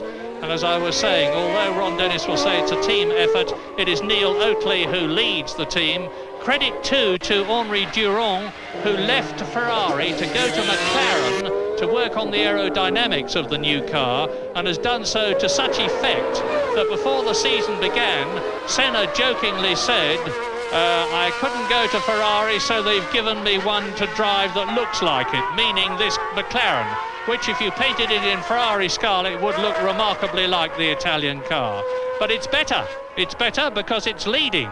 And not only that, but Gerhard Berger is in 4th place, Alain Prost in the leading Ferrari is 5th, his teammate Jean Alesi is 6th, so Ferrari are not covering themselves in glory at the Brazilian Grand Prix, the race where they had expected and hoped to do much better in comparison with the McLaren than they had done at Phoenix. Yes, well, what looks, to all intents and purposes, a foregone conclusion for Ayrton Senna, who we look at now, the rest of the race. However, rain clouds are looming, and if we get a bit of rain, we may get the race livened up a bit again. It all looks a bit simple for Senna at the front, although he's had to work hard for 2/3 of the race to get that big lead. It was only when Mansell pitted for the second time that he did. But a little bit of rain may just give us an extra ingredient. Yeah, if we had a lot of rain and the race had to be stopped, it couldn't happen at a better time for Ayrton Senna, because he is now on lap 54, which is the 3/4 distance lap. And if the race has to be stopped after 3/4 distance, the result is declared as it was. So Senna would have won without having to go the full distance, but I'm hypothesizing. Ayrton Senna, of course, will be thinking of nothing but his positioning on the track and his speed and his gears and his trajectory and all the other things that a racing driver does think of.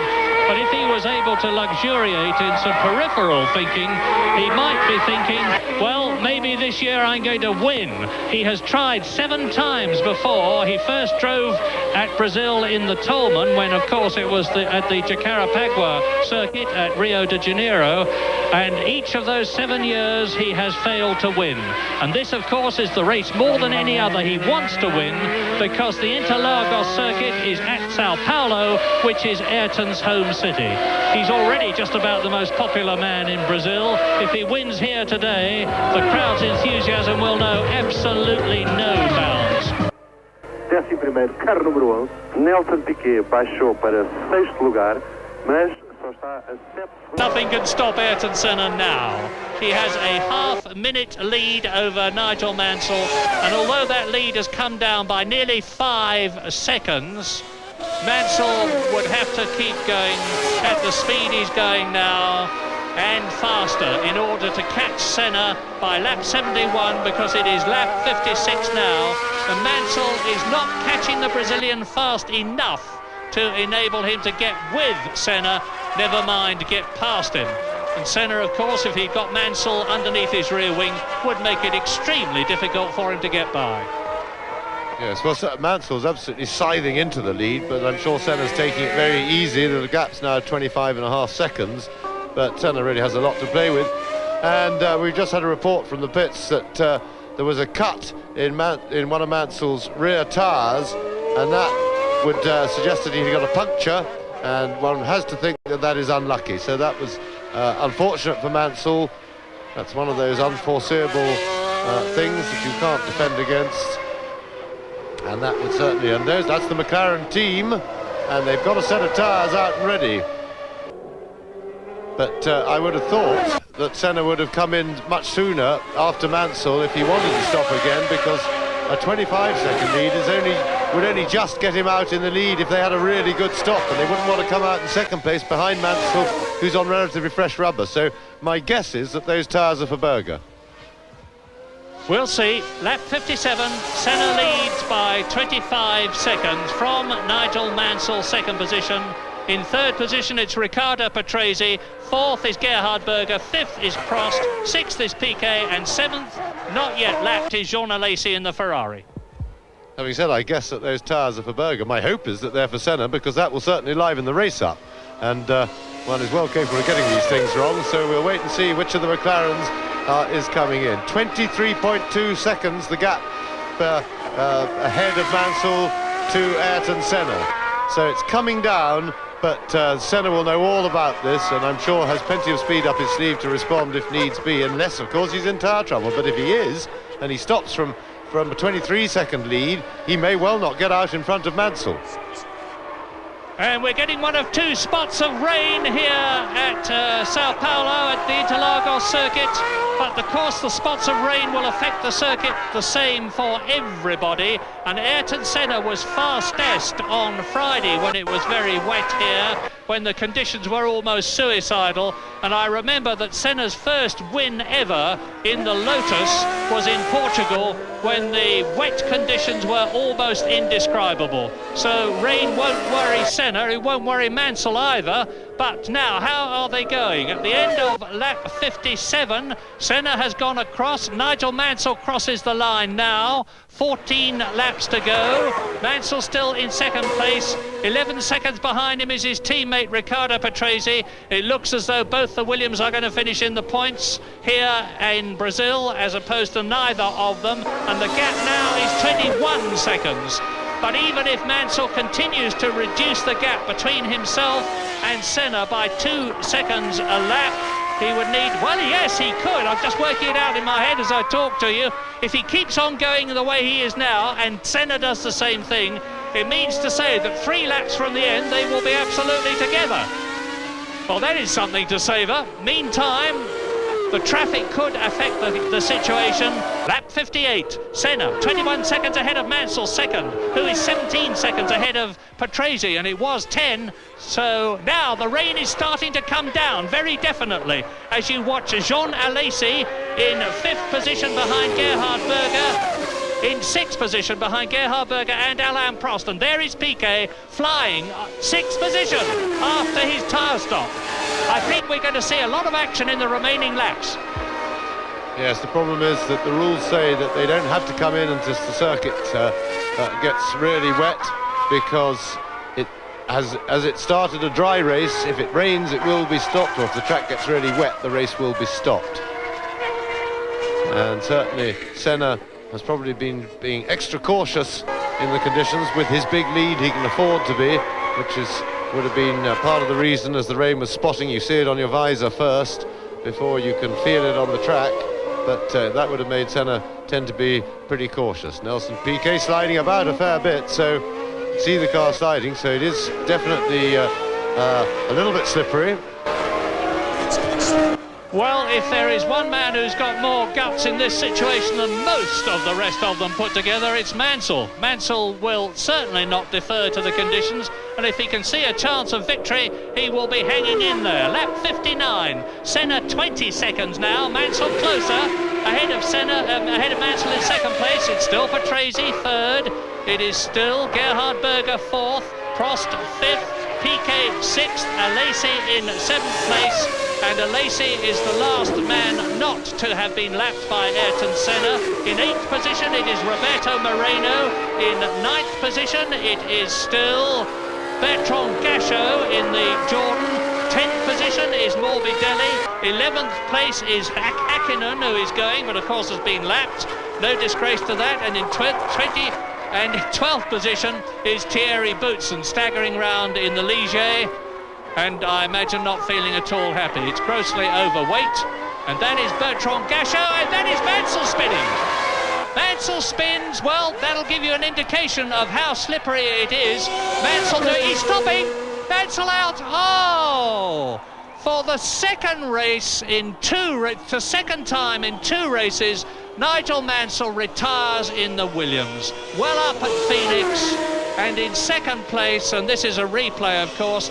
Now, I am really guessing, I don't know, but I wonder from the way Mansell spun there, whether it's a repetition of the problem that Riccardo Patrese had in Phoenix, when his semi-automatic gearbox unexpectedly, first of all, put him into neutral and flung him sideways, and then, without any command from him, went to second gear. Yes, the way things were happening with Mansell's car, the gut feeling that I had was the same as that, Murray. It looked like more gearbox trouble. I do hope not, because here we seem to have the Williams team, very much as expected for this year, a real chance for the World Championship, a real threat. Their car is certainly fully competitive, but they cannot take on McLaren's if they're going to have niggling problems and lack of reliability. I know it's early days yet, but Mansell won't, and there he is. There's a fit man. He's sort of driven 60 laps of Interlagos, and he can still find the energy to run uphill.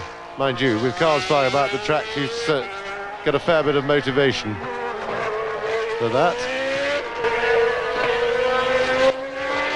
Well, Mansell literally legging it, and what a tragic sight that was, because he had driven a superlative race time after time to reduce the gap between himself and Senna that we're looking at. But it's another indication, with Senna incidentally lapping Mika Hakkinen again, it's another indication of how the McLaren policy to do things one step at a time and not to take any tricky, untoward or forward-looking technical moves before the others has paid off, because McLaren have got a semi-automatic gearbox on the stocks as well, but they've decided to stick with their transverse 6-speed gearbox until they are completely happy with the semi-automatic. Williams had software problems at Phoenix with the computer that controls the hydraulics, which changed the gears, and it may well be, I don't know any more than you do, but it may well be that it's a repetition of that problem. And look at the way Mika Hakkinen is taking a lesson from Ayrton Senna, hanging on to the Brazilian who has just lapped him. Senna in the V12 Honda-powered McLaren, and Hakkinen in the V8 Judd-powered Lotus. Well, it may well be that Senna is taking things very easily indeed, knowing that he is now 36 seconds ahead of Riccardo Patrese, who, like Mansell, is closing the gap between himself and Senna. But all the time, Ayrton is having this conversation with his race engineer at the pits. He knows exactly what the score is. He can take things very... Well, I don't want to say Senna's in trouble, I don't know, but he certainly is taking things very easily from the way that Mika Hakkinen is hanging on, and that's no discredit to Hakkinen. It's only his second Grand Prix, and he's got the Judd V8 engine, which is frankly not in the same street, nor would John Judd expect it to be, as the V12 Honda, which has had millions and millions of pounds spent on developing it. But Hakkinen hanging on as they come through to complete the lap. Yes, looking at it, I'm sure all is well with Senna's car. He's knocked right back on the revs, will cut down the power of the engine, will be taking it very easily, particularly with the track still possibly a little bit treacherous and that little flurry of rain. And there's no reason for him to stick his neck out with a 40-second lead or 35-second lead. His job is purely to finish now, and certainly not to be going fast. Hakkinen, of course, extremely talented young Finnish driver, was British Formula 3 champion last year. There's Mansell doing his crowd waving thing. And Hakkinen, won the British Formula 3 championship. He didn't just win it, he won it in dominant style, very much reminiscent of the time that Ayrton Senna won it, some 8 years or so before him. And a man of considerable talent. Lotus team are very excited about him, but of course their problem at the moment is to produce a car worthy of Hakkinen or any other good young driver, and that of course again isn't all the team's fault. They are underfunded, and being underfunded in this business means you don't really have a chance. Lap 63, and the challenge now is to Gerhard Berger in the second McLaren Honda V12, who is in third place, only 8.5 seconds behind Riccardo Patrese. And it would certainly be very nice indeed for McLaren, again, as they have many times in the past, to have their two cars finish in first and second place. Well, Senna's going to win this race by a country mile, provided he just keeps going. Another crushingly dominant win, as he had in Phoenix.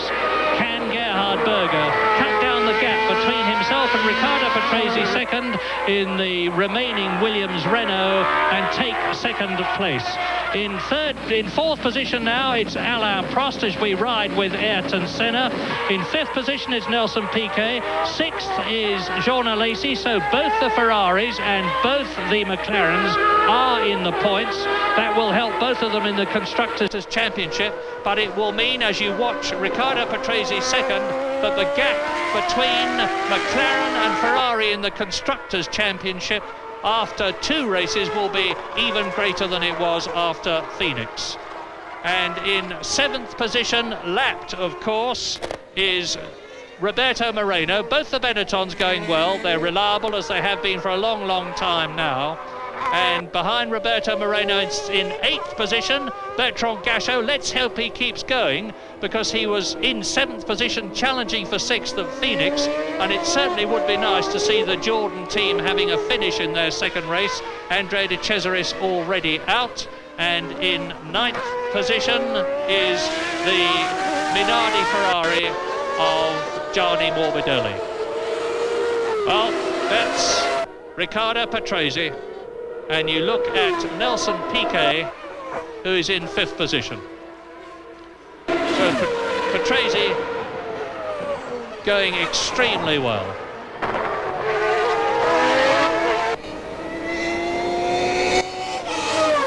Williams have yet to have a finish this year, of course. They've had 4 starts and so far 3 retirements, with Mansell and Patrese both out in Phoenix, Mansell out at Brazil. Patrese still running in Brazil in 2nd position on lap 65 out of 71, so he hasn't got to hang on for all that much longer. Yes, and that's Roberto Moreno in front of him, and he'll want to get past him because Berger is chasing for 2nd place and catching.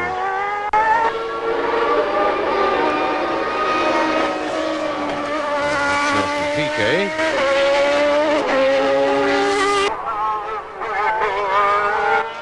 Yes, Nelson Piquet ahead of Jean Alesi. We could still have some changes.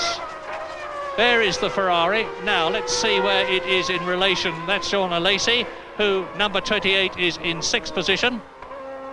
And ahead of him is Nelson Piquet. So the Sicilian Jean Alesi is challenging the Brazilian Nelson Piquet, who once again is going to finish in the points. He finished 3rd in the World Championship last year, his first year for Benetton, after that disastrous couple of seasons with Lotus, when everybody accused him, I think with justification, of having lost his motivation. Now he's got the right car, he's got the motivation back, and he finished 3rd in the championship last year, 1 in Japan, 1 in Australia, and he was, of course, in 3rd position at Phoenix, the first Grand Prix of the year, running in 5th place now, behind Alain Prost, ahead of Jean Alesi, and Ayrton Senna, race leader, is on lap 66 with 5 laps to go at the completion of this one. And Riccardo Patrese has reduced the gap to 20 seconds. But I'm not going to get excited about it yet, because to me this just says that Senna, knowing exactly what his speed is in relation to Riccardo Patrese and his lap times are in relation to those of Riccardo, is just making sure that he's going to finish the Brazilian Grand Prix this time. Oh, that is Bertrand Gachot in the closing stages of the Brazilian Grand Prix, just as in Phoenix. Gachot is retiring from 7th place, and poor Eddie Jordan, who was in Japan just before the Brazilian Grand Prix to try and drum up more sponsorship for his team, will be bitterly disappointed with every justification. I'm very, very sorry, because this is the best turned out new Grand Prix team we've seen for a long time, and it's only 14 seconds now between Riccardo Patrese and Senna. Well, I say again, Senna is a supreme tactician. This is his 112th Grand Prix, of which he has won 27, to give him 405 points in the World Championship so far. But he certainly is cutting things pretty fine if he goes on for the rest of the race as he is now. He's tiptoeing his way round this bend. It looks a lot slower in when you're looking at your television monitor through the camera on his car than it does if you're sitting in the cockpit. I'm quite sure of that. But he's on his 67th lap now with Riccardo Patrese catching him very noticeably. Yes, I rather got the impression that Senna was going even more slowly than ordinary circumspection would take one. Maybe, I don't know, we'll watch carefully, but I thought he may have a little bit of a problem. He was certainly taking the corners very slowly indeed. Yes, he does sound a bit peculiar. The car's not sounding fully healthy. He's certainly not using all the engine revs, and the gap down to 9.6, and it looks as if Senna is in a bit of trouble. My goodness, is Senna going to be cheated of victory in the Brazilian Grand Prix for the 8th time by Riccardo Patrese, who has reduced that lead from 40 seconds to 9.6 seconds with 3 laps to go at the end of the one that they are on now. The Honda V12 engine won its first race. That was a terrific achievement. It looked as though he was going to win its second, but soon I think we're going to see Riccardo Patrese in the same shot as Ayrton Senna, who you can see visually is going slower. Absolutely no doubt about that at all. 9.6 seconds was the gap, and we'll see what it is at the end of this lap. If we don't see, that's not Riccardo Patrese there, but we soon will see the Williams, and Senna is coming through to complete now his 68th lap. No, well, I think Senna may have a serious gearbox problem and not be able to get the low gears. He seemed to be going through the left-hander onto the straight in a much higher gear than he would normally do, and with no acceleration. So maybe he's lost the low gears, and that is Patrese into sight, and he isn't that far away. And the gap is down to 5.4, and I'm sure it's the low gears, second and maybe third, that Senna has lost. I certainly get the impression, and that would be McLaren's bugbear of the last 18 months or so, is their gearbox. And I don't think Senna can get round these slow hairpins properly, because he's having to take them in maybe 4th gear. Lap 69, and Patrese surges past Mika Hakkinen. 5.4 seconds was the gap as they went into their 69th lap in this 71-lap race. Ayrton Senna is in danger of losing the Brazilian Grand Prix for the 8th time in his career. The race he wanted to win more than all others. And the amazing Riccardo Patrese, the man who's driven in more Grand Prix than anyone else, this is his 210th, of which he has won 3, is seeing the possibility and hearing over his headphones the possibility of making this his 4th and denying Ayrton Senna that victory. Well, 5.4 seconds was the gap. I said we were going to see them both in the same shot. There is Senna, there is Patrese, and they're coming through to complete the lap. That is the end of lap 69. This is the last lap but one. 4.1 seconds, but Senna can do it. And that oil flag hung out then makes them think it's raining again. And if we've got a little bit of rain coming down to just to add to it. But no, and Senna, yes, that you see, he's definitely got a gearbox problem. He can't get the lower gears. Patrese reeling him in all the time. And just imagine the tension in Ayrton Senna's head, in his cockpit. This is it. He's on the last lap but one of the Brazilian Grand Prix. The Brazilian hero, Ayrton Senna, has got Riccardo Patrese bearing down on his McLaren Honda, gaining all the time. The last lap coming up, you can see Senna is going slower. I hope we're soon going to get an exterior shot, because while it's nice to know what Senna is seeing, I would rather be seeing Senna and Patrese together. And you can hear that Senna has really got a problem. Here his engine flatting. It's not running clear. It's not running cleanly. Now this is the start of the last lap. Ayrton Senna gets the 1 lap to go signal. The crowd is, of course, absolutely beside itself with worry and excitement, and the gap is down to 3.6 seconds. I don't see, frankly, how Riccardo Patrese, it's pouring with rain now. I look through and I see Senna waving. He's look at him, he's saying, stop the race, stop the race. But it's too late, Ayrton, you're on the last lap.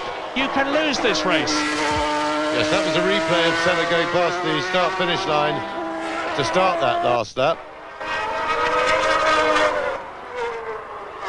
Now we're back in the car in the infield. What we need is a look in his mirror to see if we can see Patrese coming back. Unfortunately, we can see his Ayrton's helmet in that.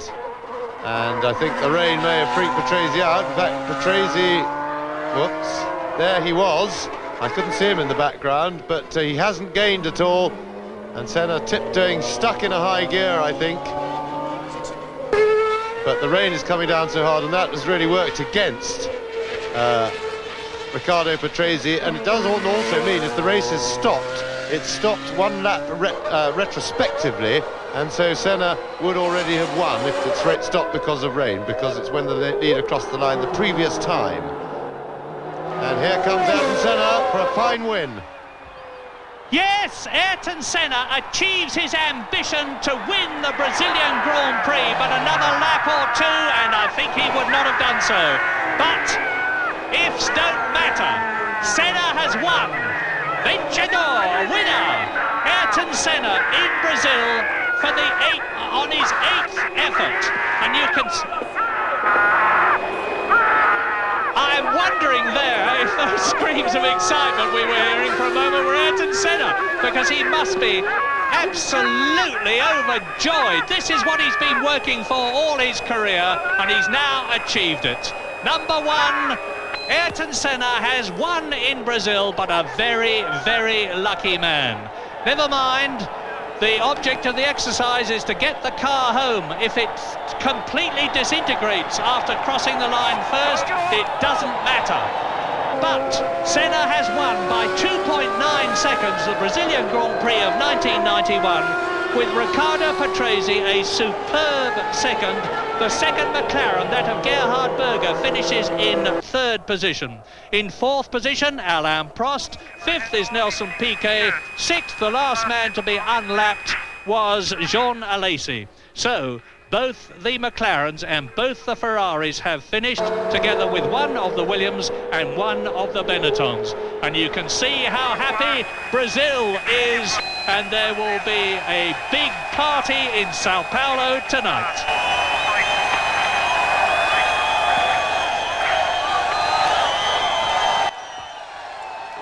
He has 20 points, and that's 11 more points than Alain Prost. Ayrton Senna, the winner. Riccardo Patrese in 2nd place. Berger 3rd. I think the car, is out of petrol. They've done is just pushed it down that hill. When he gets round this corner, there's a bit of an uphill climb, so I imagine Ayrton Senna is going to be picked up from his car and taken back in a pace car, in one of the course cars. I think he is out of petrol. Once again, John Watson absolutely double guesses every... É a impressão do piloto brasileiro que pela primeira vez consegue vencer um grande prémio no seu país, e perante os aplausos destes milhares e milhares na sua maioria brasileiros, naturalmente, que não deixaram de o incitar desde o primeiro dia de treinos até hoje. O carro de Ayrton vai ser rebocado.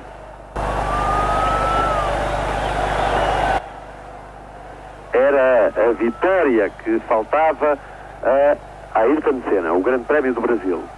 Foi pena, de facto, esta fortíssima chuvada em final de Grande Prémio, em final de festa, estraga um pouco a festa. Um comando consolidado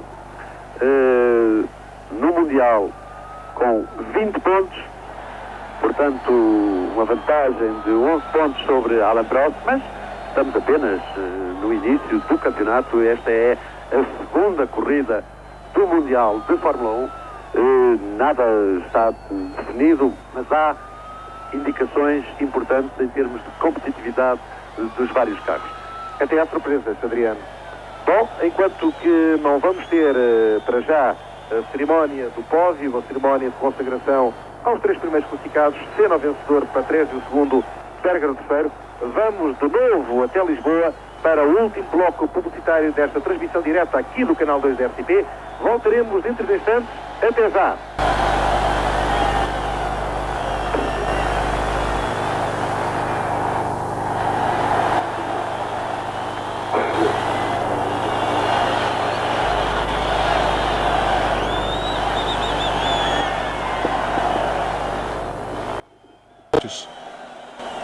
Iemand heeft de helm van Senna bemachtigd. Steekt hij triomfantelijk in de hoogte.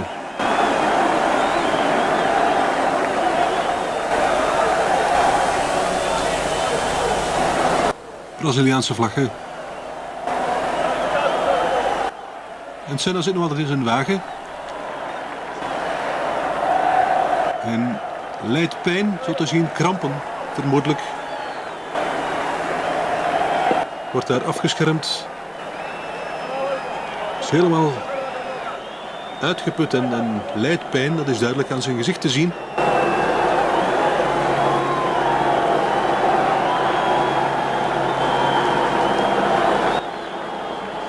Zijn dat zijn handen die daar worden gemasseerd of heeft men gewoon zijn handschoenen vast? Ja. Heeft hem daar toch? Bij de handen zit een dokter bij, zo te zien. In Brazil at the end of a Brazilian Grand Prix in which Ayrton Senna was victorious. The fans are oblivious and impervious to the downpour. They do not care. Their hero is the winner. But as we look at them celebrating in the stands, Ayrton Senna is slumped in the cockpit of his McLaren Honda. Sid Watkins, the Formula One doctor, is on the scene, and Ayrton Senna looks as if he is completely exhausted. Yes, in fact, that might have been the reason why we saw Ayrton Senna slowing down. It may not have been a problem with fuel. He is in the car, he is absolutely exhausted, mentally, physically drained. Professor Watkins is there with him, keeping him quiet, keeping him steady, giving him a chance to recover. Obviously, he's put an enormous amount of physical and mental effort into this victory. So really, was it something more than the things we were guessing at? Fuel, things that were obvious. Certainly Senna, I've never ever seen him in that condition after a Grand Prix. He is, in my mind, the fittest driver in Grand Prix racing. So therefore, to see him slumped in the car like that, he must have been in some physical discomfort, something that we're not aware of. Now we know that when Mansell went out, the gap that he had over Patrese was something close to 40 seconds. Patrese got that down to just under 3 seconds in the end. It's normal to see Senna back off and really cruise home to the finish, but maybe the guy has really been in serious physical discomfort.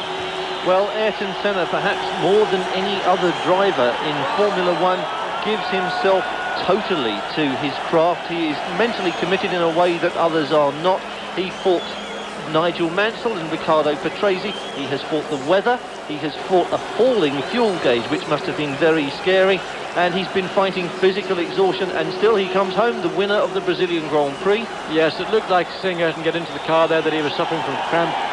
During the course of a race, you sweat a great deal, you lose body fluids, and you lose the minerals in those fluids, and if you get cramp, you're in the car, they've got a saline drip in the car. That's the medical car that will go out to any incident on the circuit.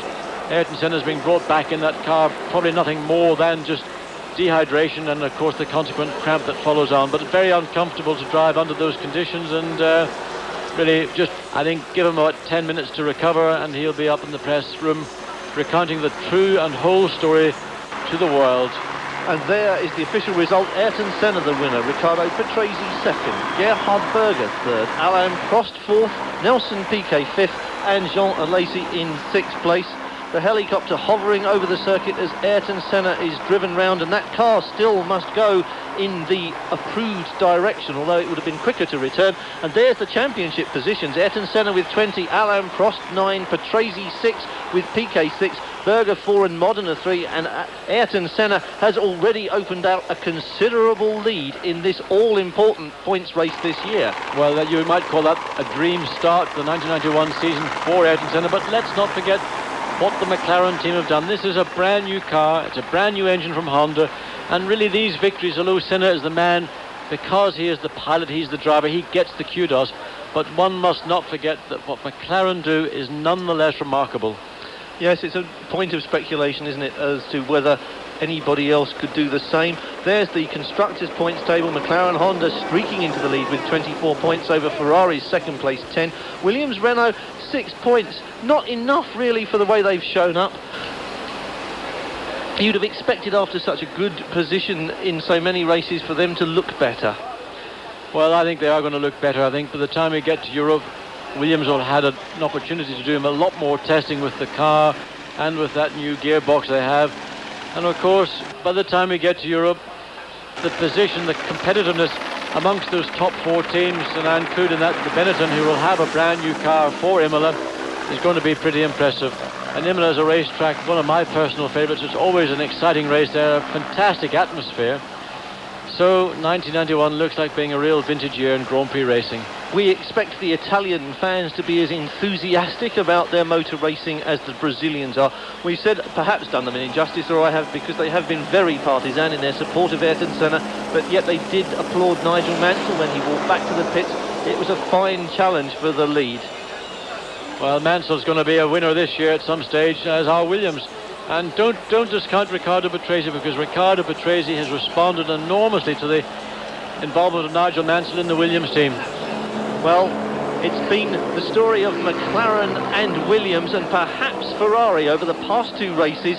Ferrari will be racing on home territory on April the 28th in the San Marino Grand Prix. That's enough Italian for them to feel at home. Perhaps that is where they will reverse that situation. Don't forget to join us on Eurosport for that. A brilliant Brazilian Grand Prix, John. We have both enjoyed it. I'm sure that when he recovers, Ayrton Senna will have enjoyed it as well. But from us here in Brazil, it's a goodbye.